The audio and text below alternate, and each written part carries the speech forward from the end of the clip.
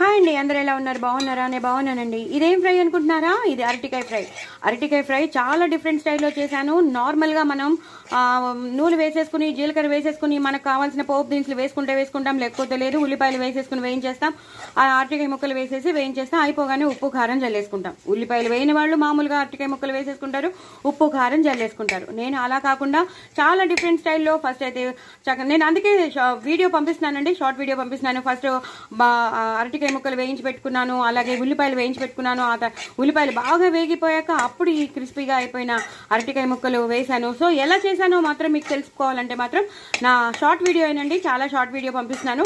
ఆ short video చూసి తెలుసుకోండి. బట్ వెరీ వెరీ టేస్టీ, చాలా డిఫరెంట్గా చేసిన అరటికాయ ఫ్రై సూపర్బ్ అంటే సూపర్బ్ ఉంటుంది. సైడ్ డిష్గా బాగుంటుంది. చారులోకి చారు రసం పెట్టుకుంటాం అప్పుడు బాగుంటుంది, సాంబార్ దగ్గర బాగుంటుంది, పప్పులోకి బాగుంటుంది. అలాగే ఉట్టి అన్నం చక్కగా వేడి అన్నం కలుపుకుని ఇవి నంచుకుని తింటుంటే, అద్దుకుని తింటుంటే ఇంకా చెప్పక్కర్లేదు, ఎక్కడో లోకం స్వర్గంలోకంలోనే ఉన్నట్టుంటుంది. ఎందుకంటే అరటికాయ అంత టేస్టీగా ఉంటుందని మీకు తెలుసు. సో అందుకే అంత టేస్టీగా ఉంటుంది కాబట్టి చాలా ధనియాల పొడి, జీలకర్ర పొడి వేసేసి చాలా సింపుల్గా చేశాను. బట్ చాలా డిఫరెంట్ ఫ్రై, చాలా అంటే చాలా డిఫరెంట్ ఫ్రై అండి. సో డూ ట్రై ఇట్ అండి. చక్కగా కరివేపాకు అంతా బాగా వేగిపోయి సూపర్బ్ ఉంది. ఇంకా నేను చెప్పలేను, మీరు చూస్తేనే తెలుస్తుంది. చాలా షార్ట్ వీడియో కాబట్టి తప్పకుండా చేసుకోండి, ఎంజాయ్ చేయండి. నా ఛానల్ మాత్రం సబ్స్క్రైబ్ చేసుకోవడం అసలు మర్చిపోతే. చూసారు కదా ఎంత క్రిస్పీగా ఉన్నాయో. అసలు పిల్లలు వదిలిపెట్టరు, మీరు వదిలిపెట్టరు. నా ఛానల్ మాత్రం సబ్స్క్రైబ్ చేసుకోవడం అసలు వదిలిపెట్టద్దు. బాయ్ అండి.